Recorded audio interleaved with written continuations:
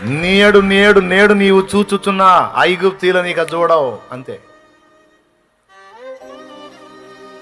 ఆ పక్వ దశకు వచ్చిన దాకా వెయిట్ చేస్తాడు.